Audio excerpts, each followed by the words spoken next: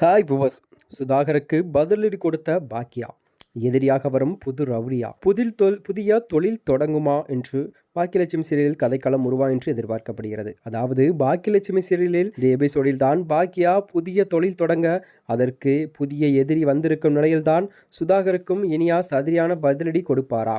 அதாவது சுதாகர் கிளம்பும்போது பாக்கியா அங்கே வர, உங்களை பிசினஸுக்கு எனது வாழ்த்துக்கள் சொல்ல வந்தேன், ஆனால் உங்க சம்மந்தி உங்க அளவுக்கு இல்லை, கையேந்தி பவன் நடத்துகிறார் என்று கேட்டால் நான் என்ன சொல்வது என்று சுதாகர் கேட்க, என் ரெஸ்டாரண்ட் வைத்து தொழிலதிபராகத்தான் இருந்தாங்க, ஆனால் பாசத்திற்கு ஏமாற்றப்பட்டு இப்போது கையேந்தி பவன் நடத்திட்டு இருக்காங்க அப்படின்னு சொல்லுங்க என்று பாக்கியா சொல்லிட்டு அங்கிருந்து புறப்பட்டாளாம்.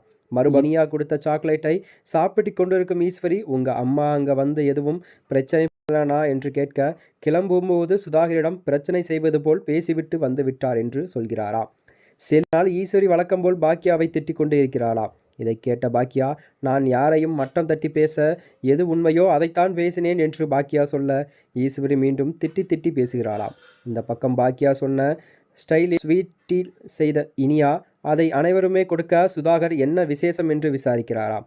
அம்மாவை 3வது ரெஸ்டாரண்ட் ஓப்பன் பண்ணி போகிறாங்க, அதற்கு தான் இந்த ஸ்வீட் எல்லாம் செய்யவில்லையே என்று கேட்க, செய்யலாமே என்று சொல்லும் சுதாகர் கோபப்படுகிறாளாம். அப்போதுதான் பாக்கியா ரெஸ்டாரண்ட் திறப்பு விழாவிற்கு போகக்கூடாது என்று சொல்லும்போது தான் சுதாகர் இனியாவை கட்ட ஒரு ஐடியாவை கொடுக்கிறாராம். இனியாவும் இதை கண்டுகொள்ளாமல் இருக்கிறாராம். மறுபக்கம் பாக்கியா ரெஸ்டாரண்டில் இருக்க, அங்கு வரும் ஒரு ரவுடி, இனிமே இங்கே நாங்கள் தினமும் சாப்பிட வருவோம் என்று சொல்லிவிட்டு போக, நிஜம் ஜாக்கிரதையாக இருக்க வேண்டும் என்று இடத்தின் முதலாளி சொல்கிறாராம். அப்போது செல்வி, நாம் எங்கே போனாலும் ஒரு பிரச்சனை வந்து கொண்டே இருக்கிறது என்று சொல்ல, பாக்கியா வீட்டிலிருந்து ரெஸ்டாரண்ட் திறப்பு விழாவிற்கு ஆட்களை வருகிறாராம். அத்துடன் தான் இன்றைய எபிசோடில் முடிகிறதாம் கதைக்களம்.